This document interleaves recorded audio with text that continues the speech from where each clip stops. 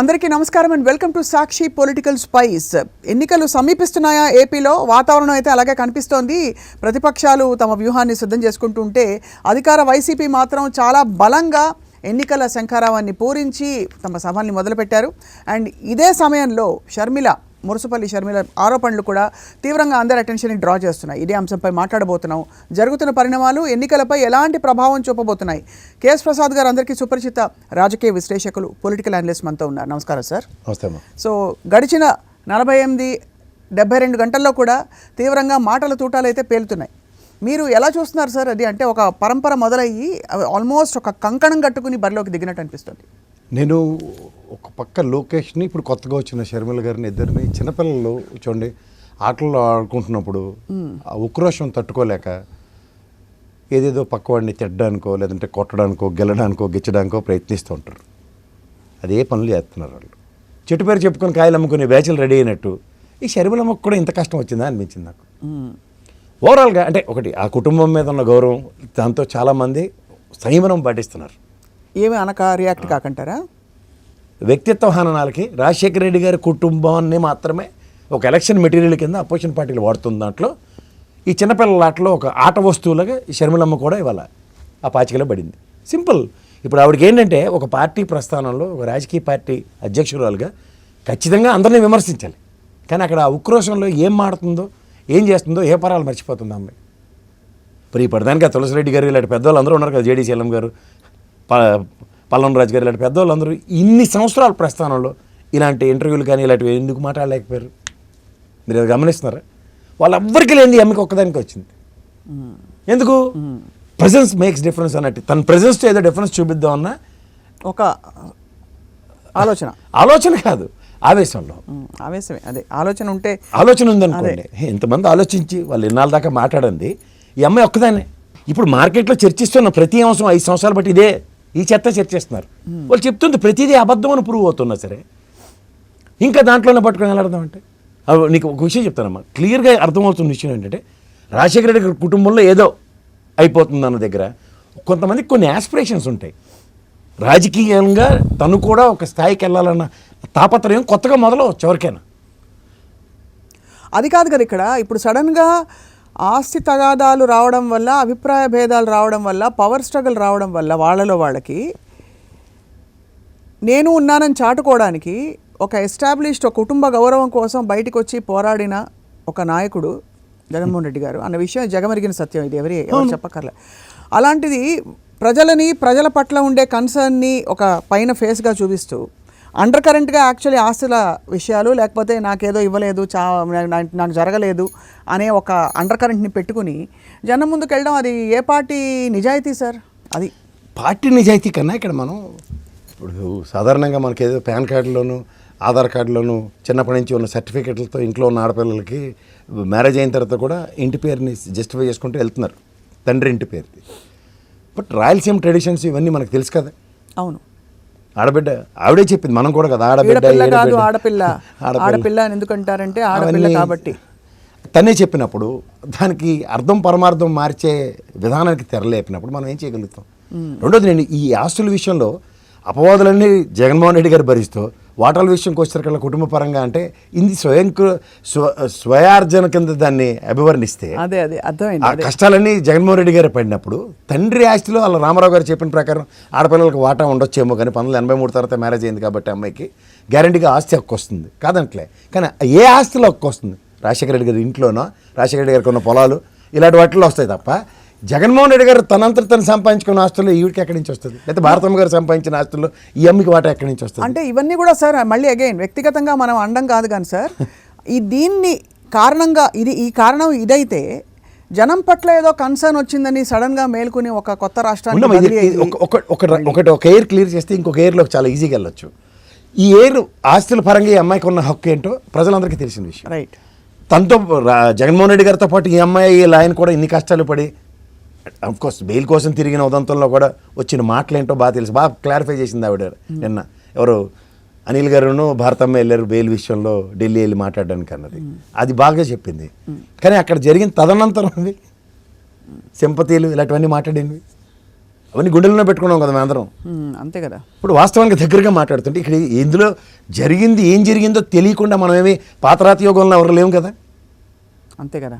మనందరికీ కళ్ళ ముందు జరిగిన ప్రతిదాన్ని వీళ్ళకి అనుగుణంగా అన్వయించుకొని వక్రీకరించి రాసే ఆ పనికిమాలిన చెత్తరాతలని ఈవిడ కూడా ప్రభావితం అయిపోయి ఆ విధంగా మాట్లాడదాం అంటే ఎంతవరకు వాస్తవం అనుకుంటాం. సో ఇప్పుడు మీకు ఇక్కడికి వచ్చారు కల్లా ఇది ఫ్యామిలీ పరంగా జరిగిన ఒక అంశంతో ముడిపెట్టి మాట్లాడుతున్న దగ్గర ఇవాళ రాష్ట్ర ప్రయోజనాల సంరక్షకురాలుగా మొదలెట్టింది ఆవిడ అరంగేట్రం. అదే అడుగుతున్నా. ఇప్పుడు ఈ అరంగేట్రంలో నేను ఒక విషయం చెప్పగలను. అరే కళ్ళ ముందు కత్తితో పొడిచి బుల్లెట్తో కాల్చి వాడిని హాస్పిటల్కి తీసుకెళ్లే అంబులెన్స్ కూడా సదుపాయం చేయకుండా ఆ మన్యం ప్రాంతాల్లో చూడండి ఆ శవాల్ని వీళ్ళని భుజాల మీద వేసుకొని బొల్లు మీద తీసుకెళ్ళినట్టు మన ఆంధ్రప్రదేశ్ రాష్ట్రాన్ని 2 జాతీయ పార్టీలు ఈ విధంగా బతికించే కార్యక్రమానికి తెరలేపకుండా ఉన్న దగ్గర ఇవాళ మీరు అందులో జాయిన్ అయ్యారు కాబట్టి వాళ్ళు మన కత్తితో పొడిచింది, బుల్లెట్తో కాల్చింది, సజీవ శవాల్లో మన పడేసింది మర్చిపోయి ఇవాళ మళ్ళీ మేము ట్రీట్మెంట్ ఇస్తామంటే నాకు తెలిసి దింపుడు కళ్ళం అండ్ తర్వాత చచ్చిపోయిన వాళ్ళకి తులసి నీళ్ళు పోసే ప్రక్రియకి తెరలేపిన ఈ కాంగ్రెస్ పార్టీ పరంగా ఏమని తులసి నీళ్ళు పోస్తావమ్మా?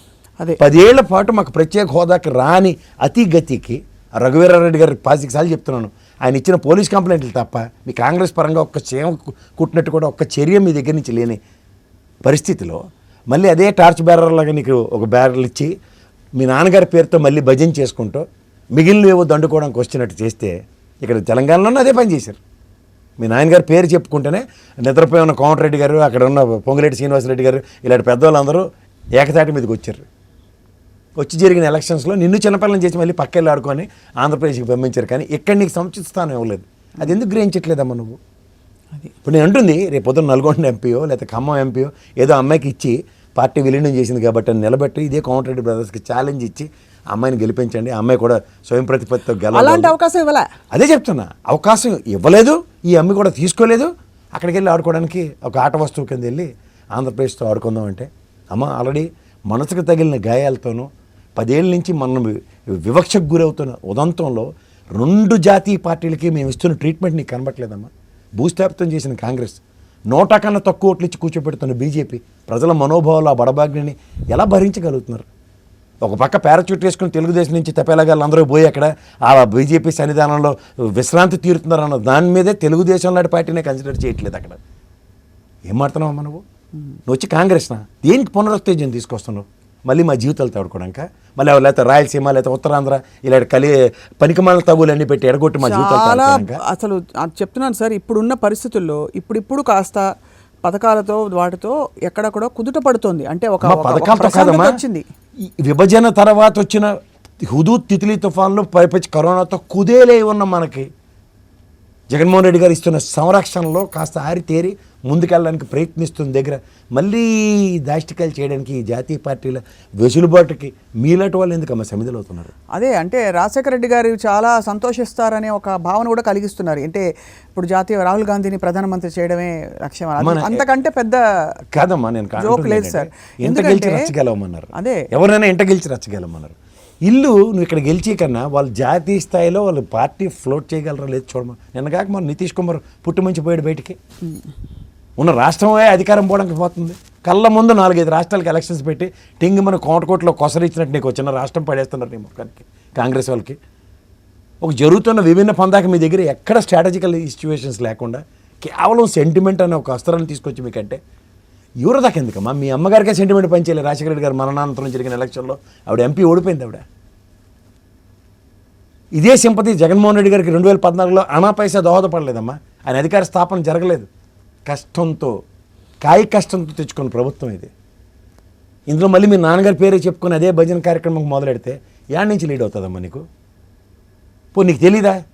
అభం శోభం తెలియని చిన్నపిల్లవు కాదు కదా, నువ్వు పాదయాత్ర చేసావు కదా ఆ ఓదార్పు యాత్రలో. అక్కడ స్థానికంగా ప్రజల యొక్క మనోభావాలు ఆ తదనంతర పరిణామాలు అవి ఎలక్షన్స్కి ఎట్లా లీడ్ అయ్యో మనకు అప్పుడు తెలీదా? అవును. మీ అమ్మగారికి కానీ మీ అన్నగారికి కానీ లేని సింపతి నువ్వు రాజశేఖర గారి బిడ్డగా ఇక్కడేమో మాకు ఇక్కడ తెలంగాణలో కోళ్ళంటావు, ఆడపోయి మళ్ళీ నేను ఆడబెట్టిన అక్కడ పెట్టినంటావు. నీకు స్థిరం లేని రాజకీయాలకి ప్రజలు నీకు ఆల్రెడీ కనీస కన్సిడరేషన్స్ ఇవ్వండి. నిస్సహాయ స్థితిలో ప్రజల నుంచి ఈ కాంగ్రెస్ పరంగా జరిగిన దాష్టికానికి మళ్ళీ కాంగ్రెస్కి పునరుజ్జీవం తీసుకొస్తానంటే దేనికమ్మా? ఎంత అంటే ఏ కాన్ఫిడెన్స్తో వెళ్ళుంటారు సార్? అంటే ఎవరు ఇలాంటి డైరెక్షన్లో దిశానిర్దేశం చేస్తున్నట్టు ఇప్పుడు? ఇక్కడ ఒక విషయం నేను చెప్పగలనమ్మా.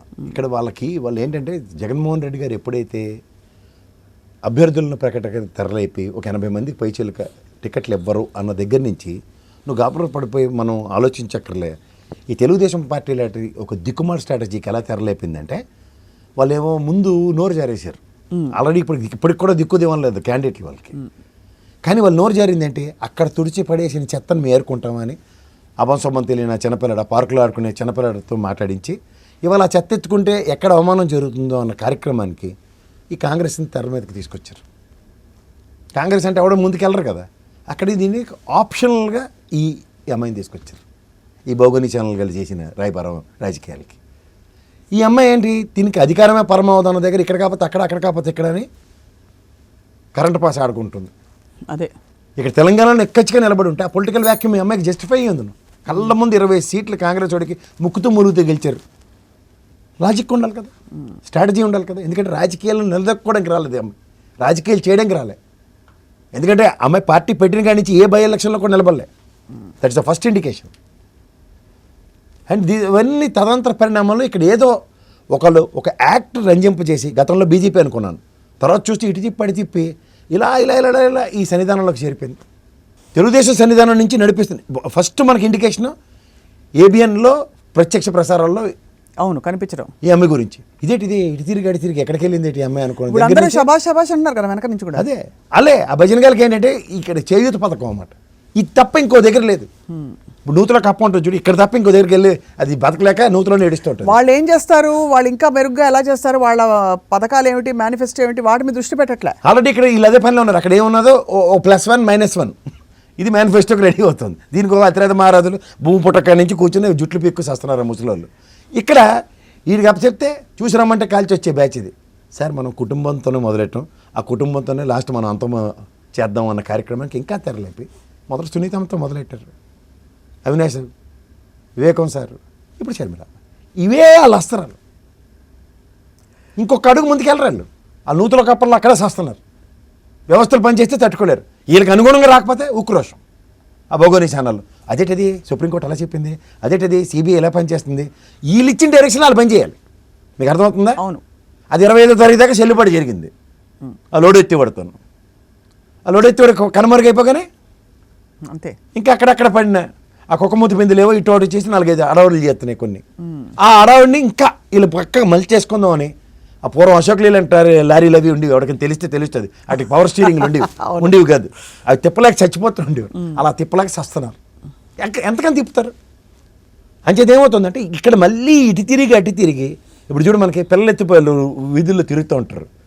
తండ్రి ఏమైనా ఇలా రెప్పపాటు వేసారు కల్లా లటక్కని ఎట్టుకుని వెళ్ళిపోతారు. అలాగా ఈ కుటుంబంలో వీక్ పాయింట్స్ ఏవైతే ఉన్నాయో వాటిని పట్టుకుని వీళ్ళు తిరుగుతున్నారు. మొదటిదాకా సునీతమ్మ దొరికింది, ఆ అమ్మాయికి కష్టం రాగానే చేతులు కడిగేసుకొని బయటకు వచ్చారు. అలా ఈ అమ్మాయికి కష్టం వచ్చేదాకా వీళ్ళు ఆ టెరిటరీలో మా అమ్మాయి టైప్లో ఉంటారు. ఏ మాట కామాట సార్, చాలా హుందాగా వ్యవహరిస్తున్నారు జగన్మోహన్ రెడ్డి గారు. అంటే ఎక్కడ కూడా ఆయన కడుపు కాలు పడుతుందని అదే ఫస్ట్ ఆఫ్ ఆల్ ఎంగేజ్మెంట్కి వెళ్ళడం మొదలుకొని మన కార్యక్రమానికి వెళ్ళడం మొదలుకొని చాలా హుందాగా వచ్చి దంపతులు ఇద్దరు ఆశీర్వదించి వెళ్ళారు.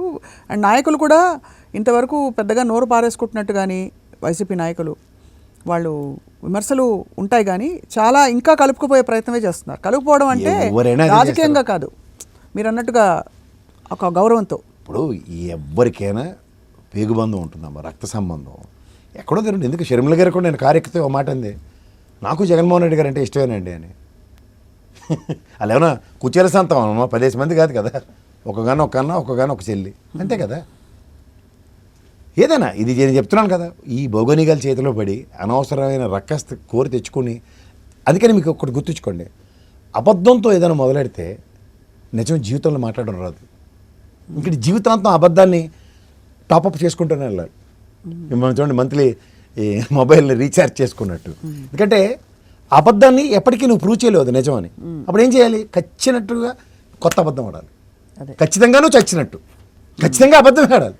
సో అబద్ధాల పునాదుల మీద ఇటుకలు పేర్చుకుంటూ ఏం చేశారు, ఇప్పుడు 5 ఏళ్ళు పుట్టి ముంచుకొని లాస్ట్కి 5వ ఏడు కూడా ఇంకా ఆఖరి సునీతమ్మ దాకా సిబిఐ వచ్చిన తర్వాత ఇంకొక ఆప్షన్ లేదు అమ్మాయి అనుకున్న దగ్గర ఈ ఆప్షన్ ఎక్స్ప్లోర్ చేశారు. చాలా- ఇది ప్రజలు తెలుసుకోగలగాలి. ఎందుకంటే వాళ్ళకి ఇంకొక ఆయుధం లేదు, అస్త్రం లేదు. ఎంతసేపు కుటుంబం మధ్యలో దూరి వాళ్ళలో కళ్ళెట్టుకొని వీళ్ళు సాంతన పడుతున్నారు. అది ఆలోచిస్తే క్లియర్గా తెలుస్తుంది. ఎవరెవరిని వాడుకుంటున్నారు, ఎవరెవరిని అదే. సో అయితే మరి ఈసారి మరి ఇంత జరుగుతున్నా కూడా మీరు అన్నట్టు సార్ ఈ ఎలక్షన్ ప్రభావం ఎలా ఉండబోతోంది, ఎలక్షన్స్ పై ఈ అంశాల ప్రభావం ఎలా ఫస్ట్ ఆఫ్ ఆల్ ఉండబోతోంది? ఫిబ్రవరి ఎండింగ్ దాకా ఎలక్షన్ లేవు, వాళ్ళకాళ్ళు లేవు. ముఖ్యంగా షర్మిలమ్మకు కూడా రేపు 18 తారీఖున పెళ్ళి ఉందా, పెళ్ళి వాడు 2 రోజుల్లో మళ్ళీ ఇంటికి వచ్చి ఇంట్లో పనులు చూసుకోవాలి అమ్మాయి. ఒకడే కొడుకు అమ్మాయికి కూడా. సో అంత విషయం కాదు.